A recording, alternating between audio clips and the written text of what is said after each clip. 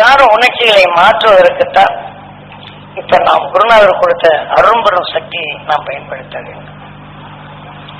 ஆகவே இப்ப இங்க 6வது அறிவு கொண்டு தவப்பஞ்சாமி தீமை என்று தெரிந்து கொண்ட பின் கார்த்திகேயன். அப்ப தீமையை நீக்க நாம வேக வச்சு பருப்பு காய்கறி உள்ள வேகத்தை எதுவும் முளைக்காம தடைப்படுத்துறோம். அது எல்லாம் சேர்த்து சுவையாக சேர்த்து மகிழ்ச்சி ஊற்றும். அந்த மகிழ்ச்சி என்று உணர்ச்சி தோண்டியப்ப நம் உடல் உள்ள அணுக்களுக்கு அந்த மகிழ்ச்சி என்ற நிலைகளை சேர்த்து அந்த உணர்வின் தன்மை தோண்ட செய்து இது வந்துடுது. சில பேர் இருப்பாங்க அந்த மகிழ்ச்சி என்ற உணர்வு போது உங்ககிட்ட நோயே இருக்காது, நல்ல பொறுன்னு இருப்பாங்க. நீங்க எல்லாம் செல்வமெல்லாம் இருக்கு, கொஞ்சம் வேதனை என்ற உணர்வு ஆனவர் இருப்பாங்க, பத்தெல்லாம் இருப்பாங்க. அப்ப அந்த காக்கும் நிலையும் இல்லை, நல்லதை பார்க்கும் நிலை இல்லை. நல்லது பார்த்தா கூட பாருங்க என்ன தெரிஞ்சது என்ன ஆகுதுப்பா. அப்ப அந்த பார்வைக்கும் இந்த உணர்வு வருவதில்லை. அப்ப அந்த காட்சி என்ற நிலையை நாம முழுமையா அடைச்சிடுறோம். இதை மாத்தணுமா இல்லையா? ஏன்னா இதை கொண்டு போவதுதான் குருநாதர் நினைச்சாரு. ஒவ்வொரு சந்தர்ப்பத்திலையும் ஒவ்வொருதும் மோத வைப்பாரு. ஐயோ அது ஏன் கேட்கறீங்க, இது நல்லதா கெட்டதான் பாரு, இது நல்லதுன்னு எப்படி நல்லது சொல்றான் பாரு. சரி கெட்டது என்ன கெட்டதுன்னு எப்படி சொல்லுவாங்க, எதுக்கு தப்பிக்கிறதுங்க? இப்படி வினாக்களை எழுப்பி எழுப்பி எழுப்பி எழுப்பி ஒரு மனிதனின் வாழ்க்கையில் தவறே இல்லை என்றாலும் தவறு செய்வனுடைய நிலையில் உணர்வுகள் எப்படி வரும்? அதனாலதான் இந்த 6வது அறிவு ஓம் என்ற பிரணவத்தை, அது வந்து என்ன சிவனுக்கு ஓதினான் ஓம் என்ற பிரணவத்தை. நினைச்சதும் தீங்கு என்ற உணர்வு வரப்போகும்போது தீங்கி நீக்கி அந்த துரு நட்சத்திரத்தை உணர்ச்சி சேர்த்தால் அது பிரணமாகும்போது என்ன அவன் நஞ்சை வென்றவன். ஆனா நமக்குள் தீமை என்ற உணர்வு இதை சேர்த்துக் கொண்டப்பன் அதை அடக்கும். இல்லை என்றால் நாம கார்த்திகை என்ற 6வது அறிவு என்று இதை சீர்படுத்தவில்லை என்றால் அதன் வலு எதுவோ அதன் வழிவும் நாம வேதனை என்ற உணர்வை அறிந்து கொள்கின்றோம். ஆனால் அறிந்து கொண்டால் வேதனை உணர்வு வலுச்சாச்சு. அப்ப அந்த வேதனை என்ற வலுவை நாம் குறைக்கணுமா இல்லையா? அதுக்குத்தான் ஓம் என்ற புரணத்தை சிவனுக்கு ஓதினான். யாரு? 6வது. இந்த உடல் இருந்து விளைந்ததுதான். ஆனா இந்த 6வது அறிவை வச்சுதான் இந்த உடலை நாம் இயக்க வேண்டும். இப்ப நாம் உடலில் வந்த உணர்வின் தன்மைதான் இப்ப நம்மை இயக்குகின்றது. ஆகவே இந்த 6வது அறிவின் தன்மை கொண்டு தீமையை நம்மை இயக்காது, அந்த உணர்வு ஒளியாக உயர்க்கும் அந்த 6வது அறிவை நாம் பயன்படுத்த வேண்டும். தெளிவா நான் சிவபுராணத்தில் இதை தெளிவா கொடுக்குறேன், கந்தபுராணத்தில் இது தெளிவா கொடுக்குறாங்க. ஆனா படிச்சுட்டோம். ஆனா முருகன் எங்க இருக்கிறான், அப்படி செய்தான் இப்படி செய்தான் அப்படின்னு நினைக்கிறோம். நமக்குள் நடக்கும்.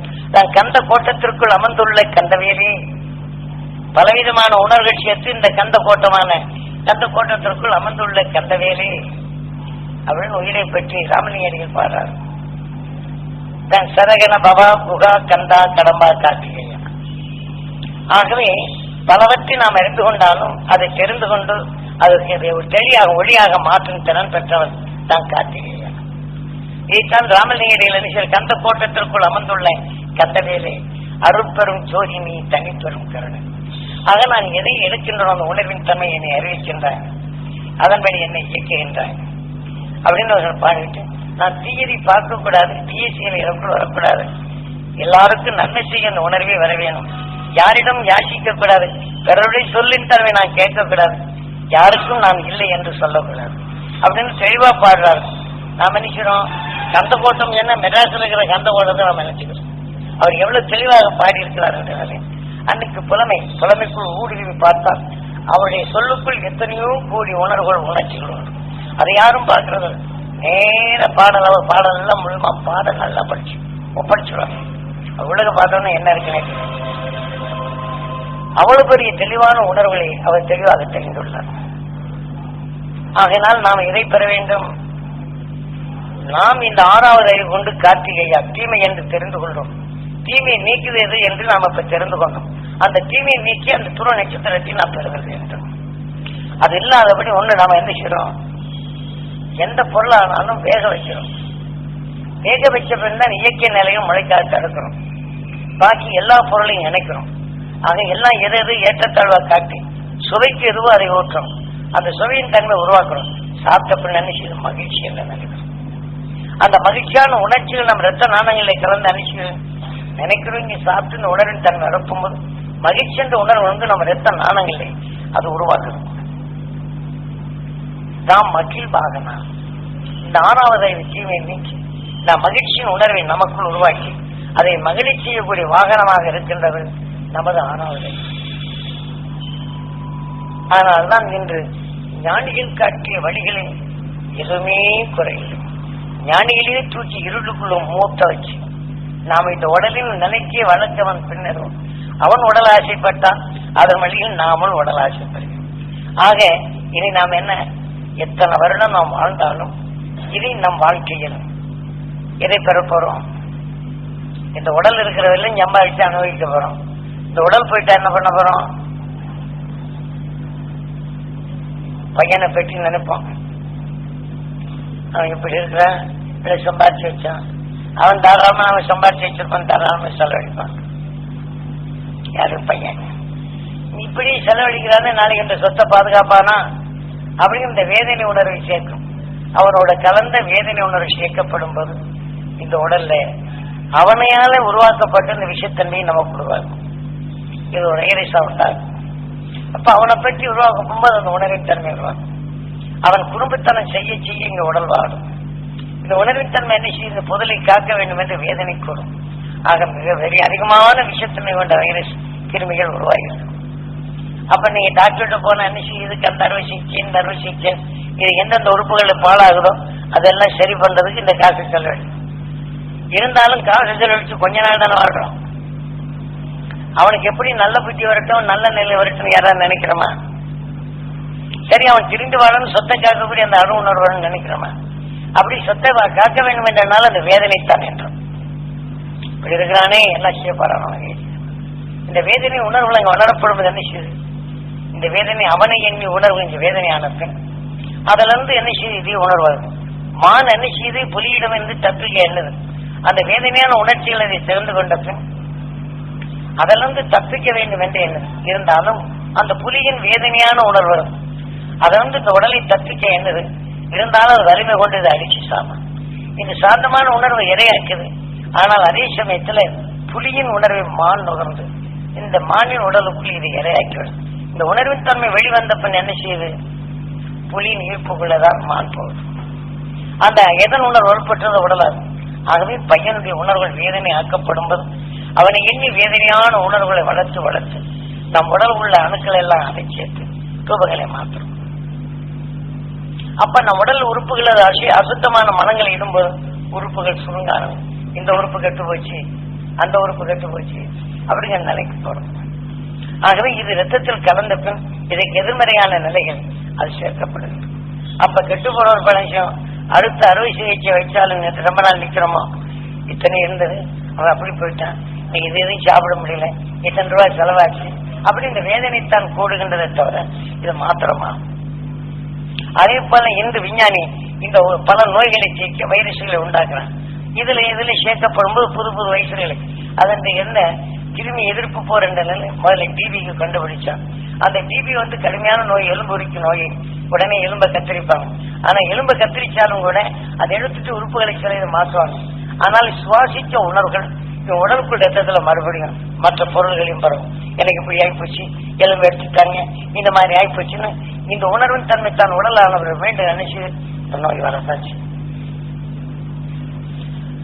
இப்ப இதை மாற்றுறதுக்காக வேண்டி எதிர்நிலையான மருந்துகளை கொடுத்து கிருமி போர் இந்த இதை காட்டிலும் மற்ற உணர்வின் அணுக்களை பெருக்கிறதுக்கு இந்த போர் முறையை கொண்டாடுறாங்க.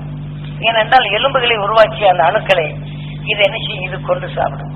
எப்படி புலி ஆடு மாடுகளை கொள்ளுதோ நம் உடலுக்குள்ள போனோடனே நல்ல அணுக்களை இதை கொண்டு சாப்பிடும். அப்ப அந்த எலும்புகளுக்கு உண்டான மலம் இல்லைன்னா இப்படி தொட்டா சடக்கு நடிக்கும். அந்த மலத்தின் தன்மை ஊனுறவு தன்மை வரலைன்னா ஒழிஞ்சு போகும். சில பேருக்கு பாருங்க நல்லா இருந்துட்டு இருப்பாங்க, ஒரு கனமான சாமான் தூக்கி சடக்கு நடிக்கும். அந்த உள்ளுக்கு எலும்புக்குள்ளுக்கு போன் டிபி உள்ளுக்கு இருக்கு, ஆனா வெளியே தெரியாது. அந்த கிருமியில் நினைச்சு இந்த ஊனை சாப்பிட்டுட்டு இது சாப்பிட்டுட்டு நினைச்சு இந்த டிபி அவங்களுடைய நிலைகளும் வலுவான நிலை இழந்த இந்த உணர்வு இறந்த பின் அவங்களுடைய மனித உறவு பெறுறது ரொம்ப நாள் ஆகும். ஆகவே இதை கண்டுபிடிச்சு இதை என்ன போர் முறை கொண்டு அதை சீர்படுத்தினான். இன்னைக்கு முந்தைய ஒரு காலத்துல டிபி வந்தாச்சுன்னா அதுதான் இப்ப டிபின்னா சாதாரணமானது. அது உடனே மாற்றக்கூடியதான், சீட்டை மாற்றக்கூடிய சாமியம்மா அப்படிதான் எலும்புலக்கு போன் டிபி வந்துதான் எல்லாம் சாப்பிடுச்சு. எலும்பு கட கட கட கட ஆனா ரெண்டுக்கும் பார்த்தா ஒண்ணுமே இல்லை. அதுக்கப்புறம் ஆட ஆரம்பிச்சு அதை என்ன செய்தாங்க, அதுக்கு வேற எலும்பு போடணும் அது போடணும் இது போடணும்னு நினைச்சாங்க. அது ஆபரேஷன் பண்ண என்ன ஆகி போச்சு, ஆபரேஷன் பண்ண எடுக்கலைங்க. எது சுவாசம் அதுக்குண்டான நிலைகளை கண்ட்ரோல் பண்ண முடியல. அந்த விஷயத்தின் வந்து ஒண்ணும் தெரியல, அது மயக்கம் வருதானே இல்லை. ஆனா அந்த விஷயத்தின் தன்மை அதிகமான இது விஷயத்தை கொடுத்தானே எதுனால அப்ப மயக்கம் தெரியல. பொட்டங்கத்தின் ஹாஸ்பிட்டல்ல போட்டிருக்கிறேன். என்ன ஆகி போச்சு, இது கடவுள் தானுங்க காப்பாற்றணும்னு சொல்லி போட்டு டாக்டர் சொல்லிட்டாங்க. நடந்த நிகழ்ச்சியும் அப்ப நம்ம குருநாதர் என்ன செய்யறாரு, ஏன்னா ஒவ்வொரு சந்தர்ப்பமும் நீங்க தெரிஞ்சுக்கணும்ல. அப்ப நம்ம குருநாதர் தான் என்ன செய்யறாரு, பைத்தியத்தனமா இருக்கிறதான் வீட்டுக்கு தூக்கிட்டு வச்சுட்டாங்க, பேண்டேஜும் போட்டாங்க. இதோட சரிங்க, கடவுள் காக்க வசது 2 இதாகி போச்சு. இது கிருமிகளுடைய நிலைகள் இதா இருக்கு. அதனால சந்தேகம் தான் சொல்லி அனுப்பிச்சிட்டாங்க. வீட்டுக்கு வந்தவொடனே எங்க மாமனார் காதல கேட்டவனே, என் ஒரே பிள்ளைக்கு எப்படி ஆகி போச்சு, ஏன் என்ன மருமகனை ரொம்ப மோசமான ஆள் ஆகி போச்சு, இந்த பிள்ளைகளை என்ன செய்வாங்க, ஏது சொன்னா வயிற்றால போச்சுங்க, அவ்வளவுதான். போயிருக்கணும் அது நீங்க தாங்க மாட்டாது அஜீனங்க, அதான் அந்த உறுப்புகள் சரியா இயக்கல, வயிற்றால போயிடுச்சு. ஆளை விட்டுங்க, அவருக்கு நோய் இல்லை. ஆனா அதே சமயத்துல பலவீனமான உணர்வுகள் நுகர்ந்த உடனே என்ன செய்யுது, உடனே வயிற்றால. எங்க அப்பா அப்படிதான் செத்தாரு. இத்தனை பேருந்து ஒரு இடத்துல நல்ல ஒரு பொண்ணு இருந்தது, எல்லாம் கட்சி கொடுத்து சாமியார போயிட்டாங்க. ராஜபாளையத்துக்கு போயிட்டு வர போகும்போது அவர் என்ன செய்தது, இப்படி ஆயிட்டானே அப்படின்னு அவர் என்னாரு. அவ்வளவுதான், நம்ம வீட்டை விட்டு அவர் போயிட்டு சொல்லிட்டு நான் போய் அப்படியே ஆசீர்வாதம் வாங்கிட்டு போறோம், உங்க ஆசீர்வாதம் வேணுங்க, குருநாதர் எல்லாம் சொல்லியிருக்காங்க. என்னன்னு அதப்பா இப்ப இப்படி போறானே அப்படின்னு நான் ஊரை விட்டு கூட வரலைங்க. கொஞ்சம் தூரம் போயிட்டு இருக்க வயிற்றால போய் ஆளை விட்டோம். இங்கே சாமியம்மாக்கு இப்படி நான் இப்படி ஆயிட்டேன்னு சொல்லி எங்க அப்பா நினைச்சு போயிட்டு அவரை நான் கண்ண கூட பார்க்கலாம் கிடைச்சு. அப்ப எங்க இருக்கிறேன்னு சொல்லிட்டு இதுக்கு போயிருக்கணும், இந்த கரூர் பக்கம் நடந்து போயிட்டு இருக்கிறோம். இப்ப நடந்து போயிட்டு இருக்கும்போது அப்பாவுடைய உயிர் போகுது. உயிர் போனது அங்கதான் எனக்கு தெரியப்படுச்சு. தெரிஞ்ச உடனே அப்ப நினைச்சது அவருடைய உணர்வு என் மேல எண்ணி ஆகுதுங்க. அப்ப அவர் எண்ணி நினைச்சது மாதிரி குருநாதர் சொன்னபடி அந்த சப்தரிஷி மண்டலத்துல என்ன இன்னும் பிரிவில்லா நிலையாடு இது பண்ணிட்டேன். அப்ப வந்து பஸ்ஸு கூட எங்க ஏறுறதுன்னு தெரியாதபடி பஸ் ஏறி போகும்போது வேற ஒரு இடத்துக்கு மாற்றிக்கிட்டேன், தெரியல. அப்ப வந்து அங்கிருந்து பழனிக்கு வந்து தண்டபாணி சின்ன பையன் பழனிக்கு வந்தானுங்க. டபுள் தண்ணி என்ன ஆகுதுங்க, இவங்க எல்லாம் அங்க போயிட்டாங்க. இவங்க தண்டபாணி விட்டுட்டு போயிட்டாங்க. இவனை தூக்கிட்டு போனேன், தூக்கிட்டு ராஜபாளையம் போனோம். காரணம் இதெல்லாம் முன்னறிவிப்பு நாம் தேவை இருந்ததுனால இது அறியும்படி செய்தார். ஆன்மா போனவனே இந்த மாதிரி. ஆனா அவருக்கு வயிற்றால போனது, இவங்க அப்பாவுக்கும் வயிற்றால போனதுதான் காரணம். இதே மாதிரி சில குடும்பத்தில் ரொம்ப சக்கரம் சஞ்சலங்கள் அதிகமானால் இந்த உணர்வு நுகர்ந்தால் என்ன ஆகும், இதே மாதிரி தன் பலவீனமான உறுப்புகள் சரியா இயக்கலைன்னா அது ஒரு செகண்ட்ல ஆன் அவுட் ஆகிடும். இந்த மாதிரி நிறைய பேருக்கு வயிற்றால போச்சு செத்து போனாரு. நிறைய டாக்டர்கிட்ட கொண்டு போறதுனால எல்லா உறுப்புகளும் காரணம், எல்லா உறுப்புகளுக்கும் மெயின் இங்கே இந்த டிரான்சாக்சன் செய்யக்கூடிய அழுத்தம் அதிகமான நினைச்சு இந்த உணர்வு உறுப்புகள் பலூன் மாதிரி உப்பு போகும். பலூன் மாதிரி உப்பு வச்சு நினைச்சு எல்லா யந்திரங்களையும் கேட்காது. அப்ப ஜீனிபடி சக்தி எல்லாம் போச்சு, படபடா தேய்ச்சி இதுக்குள்ள காற்றாரு. அப்ப இதோடைய உணர்வுகள் உன் தகப்பனார் என்ன நிலைக்கும் இதே நிலை, நீ இந்த மாதிரி நினைச்ச என்ன நீ நினைத்தார் என்றால் என்ன ஆகும். இதெல்லாம் அனுபவ ரீதியிலும் இதெல்லாம் ஒவ்வொரு நிலைகளையும் ஒவ்வொரு குடும்பத்திலையும் எப்படி எப்படி நடக்கின்றது, இதுல இருந்து நாம் எப்படி மாறணும், இதெல்லாம் அனுபவ ரீதியில. அப்புறம் இதே மாதிரிதான் அந்த உணர்வின் சக்தி எப்படி இயக்குகின்றது உடல்ல, அப்ப நாம் எதை எண்ணணும். ஆக இந்த உடல்ல நாம் எப்படிதான் காத்தாலும் இப்ப அவங்களை காக்க முடியுதா இல்லை. ஆகவே என் மேல அவர் நினைப்பா இருந்து என்னிடம் அங்க தெரிய போகும்போது நான் அவர் என்ன செய்தேன், அந்த சப்தரிஷி மண்டலத்தை அவரை இணைக்க முடியும். அதே மாதிரி தாயாருக்காவது நான் போய் இருக்கணும்னு நினைச்சேன். அப்புறம் என்கிட்ட இருந்து நான் சத்தியமங்கலத்துல இதுல தாரமங்கலத்துல இருக்கணும். தாரமங்கலத்துல இருந்து நானும் கருசாமி அவங்க எல்லாம் போயிருந்தோம். போய் பார்த்து வந்தோன்னா ஏதாவது தகவல் கொடுங்க, தாரமங்கலம் ப்ரோக்ராம் போட்டு போயிருக்கோம். அப்ப அந்த தாரமங்கலத்துல ப்ரோக்ராம் போட்டு தியானம் திறந்துகிட்டு இருக்கோம். இதே சமயத்தில் தியானத்தில் இருக்கும்போது அம்மாவுடைய ஆன்மா பிரியும். அப்ப பிரிஞ்ச உடனே இவங்களுக்கு அங்கிருந்து போன் வந்து சேலத்துல இருந்து வந்து அங்க இருந்து தாரமங்கலத்துல இந்த மாதிரி அம்மா ஆன்மா பிரிஞ்சிருச்சா சொல்லிங்க போன. ஏன்னா அந்த ஆன்மா அப்ப நினைச்சிடும் அம்மாவுடைய ஆன்மா உடனே நமக்கு தெரிஞ்ச, எனக்கு கூட தெரியல அது தியானத்துல இருக்க இந்த மாதிரி போகுதுங்க, இது மாதிரி ஆன்மா போகுதுங்க அப்படின்னு. நான் இவங்க சொல்லி கொடுக்குற நிலையில இருக்கிறேன். ஆனா அவங்க என்ன சரி இந்த மாதிரி ஆன்மா போகுதுங்க, சப்தரிஷி மண்டலம் போகுதுங்க அப்படிங்கிற அம்மாட்ட சொல்லிட்டு இருந்தேன். அதை எண்ணி ஆன்மா போகுது. அப்போ இவங்க என்ன எல்லாம் சொன்னாங்க தாரமங்கலத்துல. அப்புறம் பார்க்கும்போது அம்மா அப்புறம் அம்மான்னு சொன்னோன்னு அப்புறம் எடுத்துட்டு உடனடியாக அது வின்செலுத்திட்டு அப்புறம் வந்துடும். காரணம், மனிதனான நாம் மூதாதைகளை முதல்ல வின்செலுத்தி பழகணும். நம்ம தாய் தந்தைக்கு நாம தலையா கடமையா இருந்துக்கணும். எப்போது இந்த உடலை விட்டு பிரிந்து செல்லுதோ அப்ப நம்ம அழுது பழகக்கூடாது. ஆக இவ்வளவு காலம் கஷ்டப்பட்டுங்க, இனி உங்களுடைய வாழ்க்கையில் இனி உடற்பெறா நிலையும் ஒளியின் சரீரமாக நிலை கொண்டு அந்த துணை நட்சத்திரத்தின் ஈர்ப்பு வட்டத்தில் வாழ்ந்து நீங்கள் திரையில்லா நிலை அடைய வேண்டும் என்று அவங்களுக்கு கண்டிஷன் வைத்திருக்கு. ஏன்னா மனிதனான பின் பிறவியில்லா நிலை இதன் கார்த்திகையா தெரிந்து கொண்டவன். அதனால இதை மாற்றுதல் வேண்டும். இன்னைக்கு விஞ்ஞானிகள் என்ன செய்யறாங்க, ஒவ்வொரு நோய்க்கும் ஒவ்வொரு விதமான கிருமி போர்களை கொடுக்குறாங்க. அப்ப அந்த கிருமி போர்களை மற்றதுக்காக ஒரு நோய் உண்டாயிடுச்சுன்னா அதற்காக வலுவான மருந்துகள் மூலம் பல கிருமிகளை உண்டாக்குறாங்க. முதல்ல டிபிக்கு கண்டுபிடிச்சாங்க, இப்ப கேன்சருக்கு கண்டுபிடிக்கிறாங்க. அந்த கேன்சருக்கு கண்டுபிடிச்ச நிலை வந்தாலும் அதில் ஞானிகள் உணர்வலைகள் இல்லை என்றால் இந்த கேன்சரை நீக்கவே முடியாது. ஆகவே மருந்தால முடியாது. ஏனென்றால் அது மிகவும் கடுமையான விஷத்தன்மை குறைந்தது. ஆனா நீங்க அறுவை சிகிச்சை மூலம் நீக்கலாம். அது வந்து விழுதுகள் வேறொரு பக்கம் ஒட்டியிருந்தா இந்த இதை அறுத்து எடுத்துடலாம். ஆனா அந்த விழுதுகள் இன்னொரு பக்கம் பண்ண ஓடி ஏன்னா அப்படி அறுத்து எடுத்து ஆபரேஷன் பண்ணாலும் இந்த கொஞ்ச நாள் வேணா வாழலாம். அதனால அதனுடைய தொடர்புல வாழ முடியாது.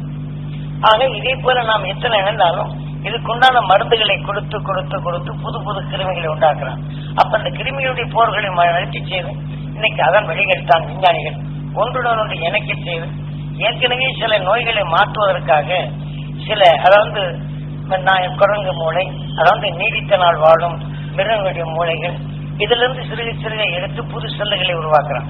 அந்த சிறு செல்லுகளை உருவாக்கப்பட்டு அதை உடலாக்கி அதை அமிலமாக மாற்றணும். அந்த அமிலமாக மாற்றி மீண்டும் ரத்தத்துல கலக்கிறான்.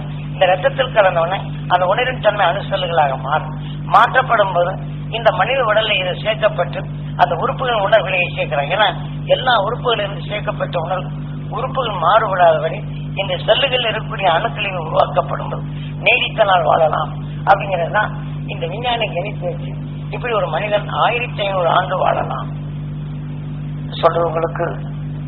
நாங்கள் 1500 ஆண்டு வாழலாம் என்று இப்படி கிருமிகளை அது வைரஸ்களை மாற்றி மாற்றி அதன் நூல்களை எடுத்து எப்படி காளான்ல இருந்து வைரஸ்கள் உருவாக்கப்பட்டு அதுல பலவிதமான நிலைகள் இந்த வைரஸ்களின் காளான்கள்ல அது உருவாகும் அணுக்களுக்கு இவன் கெமிக்கல் கலந்த உணர்வு கொடுத்து இந்த வைரஸை மாற்றுறான். இந்த வைரஸுக்கு அணுவின் தன்மை ஆன பிற்பாடு அதை கொல்றான். கொன்ற பிற்பாடு நினைச்சு அதை வந்து ரசத்தை எடுக்கிறாங்க. மறுபடியும் உயிரின் இயற்கை சக்திக்குள் வந்த பின் இதை தெரியலாம். இந்த உடலுக்குள் ஆன பின் அதே அணுவின் தன்மை உருவாக்கி அதனுடைய மலங்களை உருவாக்கும் தன்மை கொண்டாடுறாங்க. என விஞ்ஞானிகள் இப்ப டாக்டர்கள் எல்லாம் பெருமகிழ்ச்சி தெரியாது. இதை போட்டால் இதை செய்யலாம் வேணா தெரியலாம். அதுக்கு எதுனால ஒரு டோஸ் மாறி போச்சுன்னா அவங்களும் கற்றுக்கொண்டு வந்தவங்க தான். அதனால இது ஒரு டோஸ் மாறி போச்சுன்னா அது என்ன செய்ய தலைவீதின்னு போயிடுவாங்க. இந்த மாதிரி அந்த டாக்டருக்கு இது தெரியாது. எது கொடுத்தாலும் இந்த நாளில் இந்த நோய்கள் மாறும். ஆனால் இதற்கு எதிர்மறையான இவங்க கொடுக்கக்கூடிய மருந்துக்கு எதிர்நிலையான நிலைகள் அடுத்த அணுகள் ஆகிவிட்டால் அது மற்றொரு நிலையை மாற்றும். அது மற்றொரு நிலையை மாற்றிக்கொண்டது. அதனால் இது வாழ இதற்கு ஒரு மருந்து அதற்கு ஒரு மருந்து என்ன நிலை இப்படி கண்டுபிடித்து அந்த ஆராய்ச்சியின் தன்மை வளர்ச்சி வந்த பின் அதன் வழிகளில் இன்று 1500 ஆண்டு வாழலாம். ஏன்னா அணுசல்களின் படலங்கள் அந்த மலங்களாக போகும்போது படலங்கள் சுள்ளைப்போல் ஆகின்றது. அந்த சுள்ளைப்போல் ஆன பின் அதனுடைய உணர்வை எப்படி மாற்றுகிறது, அது கரைந்து மற்றதோடு சேர்க்கப்படும் போது அந்த உறுப்புகளின் அணுக்களை எப்படி மாற்றுகின்ற நிலை இன்று விஞ்ஞானிகள் கண்டுகொள்கிறார்கள் சொல்றதற்கு. அதனால் இது 1500 வாழலாம் என்று நிர்ணயிக்கிறான். ஆனால் அதே சமயத்தில் இந்த நிர்ணயித்த நிலைகள் கொண்டு அவன் வாழ்க்கையில் பிரிவு கடும் நோயாளியின் உணர்வை இவன் நுகர நேர்ந்தால் இதற்கும் போர் முறை வரும். ஆக மனிதனுக்குள் மனிதன் வாழ்ந்த நிலைகளும் இப்ப விபரீத விபத்துகள் வருது என்றாலும் காதலை கேட்காம இருக்க முடியும். இப்ப 1500 ஆண்டு வாழ்ந்தாலும் அவருடைய சந்ததிகள் பிதறுகள் பெறும். அப்ப இவனால் வாழ வைக்கக்கூடிய பொருள் இருந்தால் வாழலாம். ஆக பொருள் பத்தாமை போயிட்டால் இவனை பாதுகாக்கும் தன்மை பொருளுக்காக வேண்டிதான் பாதுகாப்பான். இவனுடைய பொருள் இருந்தால் இவன் கொண்டு போட்டு பொருளை எடுத்துட்டு போறதா பார்ப்போம். ஆனா இவனை பார்க்க முடிகின்றதா? ஆக இந்த உடல் இச்சைகளையும் பல காலம் வாழ முடியாது. விஞ்ஞானியரை வந்து இந்த உடலில் வர முடியாது. இதே போலதான் நன்று மெய்ஞானிகள் என்ற நிலைகள் அடைய வேண்டும் என்றது மதத்தின் அடிப்படையில். நாம் இதை ஜெபித்துக் கொண்டு இருந்தால் ஒன்றவே ஜெபித்துக் கொண்டிருந்தால் இறைவன் அடையலாம் என்ற நிலையில் சிவத்தத்துவத்தில் எடுத்துவிட்டால் அவருடைய நிலைகள் என்ன? ஓம் நமச்சிவாய் ஓம் நமச்சிவாய் என்று தொடர்ந்து அந்த உணர்வின் தன்மையை அந்த உணர்வு ஏற்கப்படும் போது இந்த உடல் எப்படி இருந்ததோ இந்த உணர்வின் இயக்கத்தின் தொடர்பு கொண்டு தன் உடல் உள்ள அணுக்களை இயக்க தன்னுடன் இணைந்து கற்றுக்கொள்ளுகின்றார். அப்ப அந்த உணர்வின் தன் ஒளி கற்றைகள் நீங்கள் மூடிவிட்டாலும் இதையும் உணர்வுகள் நுகரப்பட்டு இது வெப்ப துணி கொண்டு இந்த உடலை அது இயங்கிக் கொண்டிருக்கும். ஆக அந்த உணர்வுகள் எதுவோ கடைசி நிமிடம் இந்த உணர்வு எல்லாவற்றிலும் இந்த உயிரை போலவே இந்த உணர்வில் அடங்கிவிடும். அப்ப ஓம் நமச்சிவாய ஓம் நமச்சிவாய ஒளியின் உணர்வுகள் மீண்டும் அது வந்து கொண்டிருக்கும். ஆகவே அதன் இயக்கமாக மாற்றிவிடும். இந்த உணர்வு ஒளி அறிவுகளை தன் உடல் உள்ள அணுக்கள் காணத்தில் இந்த உடல் இருக்கும், இந்த ரசங்கள் கொன்றும் உடல் நிறையும் உடல் ஒன்றுக்குள்ளே இருக்கும் என்ற நிலை. ஏனென்றால் இது எப்படி இருக்கிறது காட்டுவதற்கு இமயமலை சாரலின் 2-3 இடங்களுக்கு அது காட்டினார். முதல்ல ஒரு மரத்துக்கடியிலிருந்து அது வெளிவரும் நிலையும் அது கரைக்க செய்து ஒரு பெரிய வெள்ளம். நான் ஏற்கனவே சொல்லியிருக்கேன். ஆனால் கரைந்து வரப்போது பார்க்கப்படும் அந்த ஓம் நமச்சிவாய் என்ற உடலுக்குள்ளே தான் சிறைப்பட்டுள்ளார். ஆனால் அதுக்கு மேலே தெரியாது. ஆக உடலின் உணர்வுக்கு இங்கே செல்லுகின்றார். அதன் உணர்வின் தன்மை தனக்குள் வரப்படும் போது இப்ப கரைத்த பின் வேறு வழி இல்லை. ஆக அடப்பட்ட நிலைகள் என்று எதிர் ஒளி இந்த உணர்வின் ஒளி வரப்போது அவருக்கு மிக கஷ்டமாகும். அப்பதான் குருநாதர் அதன் மேலெளியப்பாக அதை வலு கொண்டது. அதன் உணர்வின் தன்மை இந்த மாதிரி அவருக்கு இந்த மாதிரி அவரை எண்ணி இந்த உணர்வை எடுத்த என்றால் இந்த உணர்வு அவருக்கு சேரும். அப்ப அந்த உணர்வின் தன்மை எடுக்க போகும்போது அந்த துருவ நட்சத்திரங்கள் இந்த காலை 4 மணிக்கெல்லாம் அந்த துருவ நட்சத்திரத்தின் உணர்வு பெற வேண்டும் என்று உணர்வை செல்லப்படும்போது இருப்பார். அப்ப அந்த உடலை விட்டு அந்த ஆன்மா வரும். ஆக அந்த ஒளியின் சரீரமாக இருளுக்குள் அடைந்திருந்த உணர்வு அது ஒளியாக மாறும் சந்தர்ப்பம். அத மாதிரி நீ செய் அப்படின்னாரு. இதே மாதிரி அங்கே ஓம் நமச்சிவாய் என்று சொல்லும் போது சிவன் இன்னொரு இடத்துல மேல ஜூஸ் மட்டுக்கு மேல ஒரு பக்கத்துல பதம் ஒன்று இருக்கிறார். அப்ப அங்க பூரா ராணுவம் இருக்கு, ராணுவ பாதுகாப்புல இருக்கு. அப்ப அந்த ராணுவ ஜூஸ் மட்டுக்கு மேல போனோன்னு பூராமே இதை வந்து இது பண்ணிடுங்க. ஜூஸ் மட்டுல இருந்து கொஞ்சம் தூரம் உள்ளுக்கு போகணும், பெரிய ஓடை வருது. அப்ப அந்த ஓடைக்குள்ள என்ன செய்யறாங்க, கொஞ்சம் திட்டுகள் இருக்கு. இங்க மழை பெஞ்சா தண்ணியா வரும். அதை கண்டு அந்த திட்டுகள் ஓரத்துல இந்த மாதிரி அடங்கிருக்கு. ஹரி ஓம் நமோ நாராயணா, ஹரி ஓம் நமோ நாராயணா அப்படின்னு சொல்லி இருக்காங்க. ஹரி ஓம் நமோ நாராயணா சூரியன் இயக்க நிலை. அதன் உணர்வின் தன்மை எடுத்து ஒளியின் உணர்வாக இவர் உடலுக்குள் அடங்கி இருக்கிறாங்க. ஏன்னா இதெல்லாம் குருநாதர் நேரடியாவே காட்டார். அப்ப அது உணர்வின் தன்மை எடுக்கப்ப அந்த உடல் உள்ளுக்கு அடங்கி இருக்குது. எங்க செவி வச்சு கேட்க சொல்றாரு. அவரோ ராணுவத்துக்கார் என்ன உள்ளுக்கு என்ன வந்து பாக்குறீங்க அப்படின்னா காது வச்சு கேட்டுக்கிட்டு இருக்கிறேன். அப்ப இந்த இடத்துல அந்த சப்தம் வரும். அப்ப சப்தம் வரும்போது அவர்கிட்ட சொல்ல வேண்டான்ட்டாரு. சும்மா பார்த்தனுங்க இந்த ஊர்ல ஏதாவது பூமி நடக்க வருதா அப்படின்னு இந்த மலை பிரதேசத்தில் இருக்கணும் அப்படிங்களாம் அப்படின்னு சொல்லி போட்டுவாங்க. அந்த தமிழர் தான். அது ஒரு ஆள் வந்து அந்த வந்த இது கேட்டாங்க. அப்ப நான் அந்த குளிர் பிரதேசத்துல எல்லாரும் சட்டை போட்டுட்டு இருக்காங்க. நான் சட்டையில கோமட்டின்னு வச்சிருக்கேன்.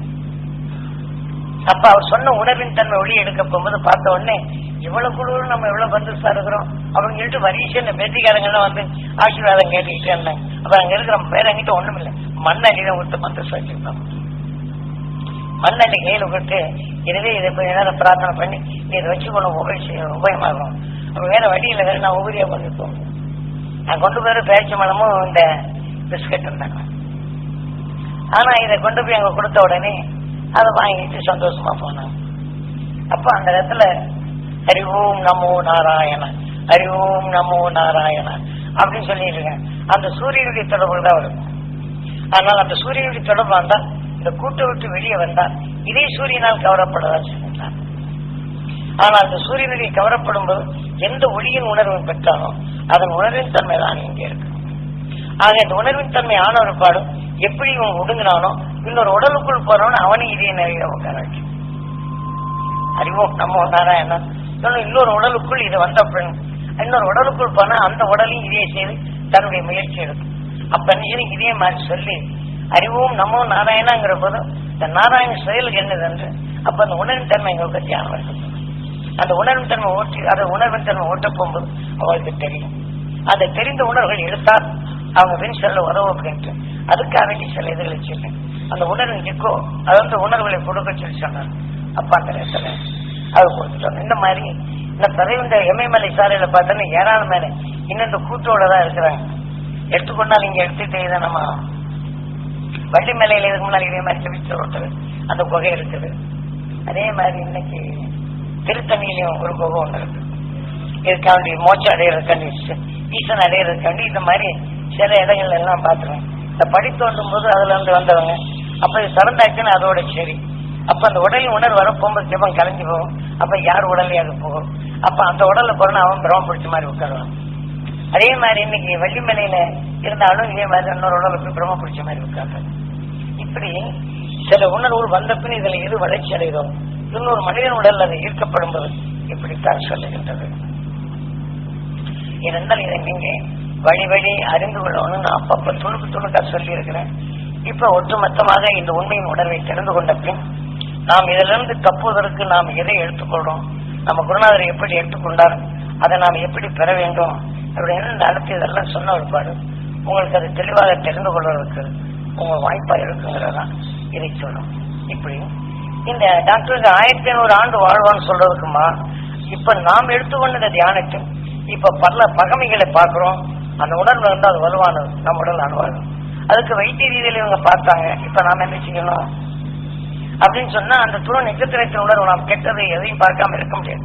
கெட்டதை பார்த்து விட்டோம், டிவி நிலையை பார்த்து விட்டோம், அது தவறான நிலையில் நடப்பதை பார்த்து விட்டோம், அது நமக்கு தவறென்ற நிலையை எதிர்பார்க்கணும். ஏன்னா அதுல இருந்து உடைச்சின்னு நாம் அறிந்தாலும் அதன் உணர்வு ரத்தத்தில் கலந்த அதன் உணர்வின் கருத்தன்மை சேமிக்கும் கிடங்காக போயிடும். இப்ப எப்படி ரத்த தானங்கள் இருக்கிறத ரத்த தானம் உள்ள அணுக்கள் இறந்துடாதபடி ஒரு அணுவின் தன்மை வளர்த்தப்பட்டு எப்படி சேமித்து மறுபடியும் அணுவை உருவாக்குறானோ விஞ்ஞானிகள். இப்போ ஒரு சேமிப்பு இருந்து கண்ணை எடுத்துறாங்க, அவங்க இயக்க சக்தி என்ன செய்யறாங்க, மறுபடியும் மனிதனோட இயக்கப்படும் போது இது பழுதடையாம இருக்கான்னு பாறையில ஐஸ் பெட்டியில வைக்கிறாங்க. மீண்டும் பொருதி இதோட இணைந்த பின் இதோட துடிப்பு கொடுத்த உடனே அதே உணர்ச்சி இயக்குது. கண்ணுடைய சேமிப்பு நிலையில அதே தான் கொண்டு போறாங்க. இதை போலதான் நாம இந்த உணர்வுகளை எப்படி சேமித்து எடுத்தானோ இதன் உணர்வு ஒளிப்படி நாம் மனிதன் இப்போது வாழ்ந்த காலத்தில் இதையெல்லாம் அறிந்து அறிந்து அறிந்து அறிந்து அறிந்து இதை சேமிச்சு வேண்டாம். இப்ப நமது வாழ்க்கையில் உங்களுக்குள் அந்த துருவ நட்சத்திரத்தின் உணர்வு பதிவாக்கியப்ப உங்களுக்கு அந்த வழிமுறைகளைத்தான் முன்னேற வேண்டும் சொன்னோம். எப்போது தீமை என்ற உணர்வு நுகர்கின்றோமோ அறிகின்றோமோ அறிந்து உள்ளுக்கு போய் விளைந்திடாதும் முதல்ல தடுத்து பழக வேண்டும். அதை காட்டிலும் சக்தி வாய்ந்த உணர்வை சேர்த்து அவன் எப்படி நல்லவன் ஆக வேண்டும் என்று எண்ணுகின்றமோ அந்த உணர்வுகளை நாம் சேர்த்தாக வேண்டும். இப்போ ஒரு நோயாளி வேதனைப்படுகிறான் என்று எண்ணுவோம், பார்க்கின்றோம், அந்த உணர்வு அறிகின்றோம். ஈஸ்வரா என்று அந்த கண்ணின் நினைவு இங்க எடுத்து அந்த துருவ நட்சத்திரத்தின் பேரவன் வரும்போது இங்க முதல்ல அடைத்து விடுகின்றோம். சில இந்த குண்டல் யோகம் செய்வர்கள் நினைக்கிறேன் ஆக்கினை என்று சொல்வார். ஆக இந்த ஈஸ்வரா என்று உயிரின் தன்மை எடுக்கப்படும்போது அந்த துருவ நட்சத்திரத்தின் பேரவர்களை பிறப்பும் இதற்கு உள்ளுக்கு போக தடுத்து முதல்ல நிறுத்த அதை தடுத்து நிறுத்திய பின் அந்த துருவ நட்சத்திரத்தின் பேரருளும் பேரருளும் பெற வேண்டும் என்று எப்படி இந்த கண்களே அமெரிக்காவில் வந்தாலும் எனக்கு தீமை செய்தான் எண்ணெய் உடனே அவனை அங்கே உடனே அங்க புற ஓடுகின்றது. இதை போல எந்த தீமை செய்த உணர்வுகள் நமக்குள் இருந்தாலும் ஈஸ்வரா என்று புருவ மத்தியில் எண்ணி அந்த துருவ உடலுக்குள் கண்ணின் நினைவை செலுத்த வேண்டும். ஏன்னா இங்கே தடைப்படுத்தி நிறுத்திவிட்டு இதன் உணர்வு வழிப்படி நம் உடலுக்குள் செலுத்துதல் வேண்டும்.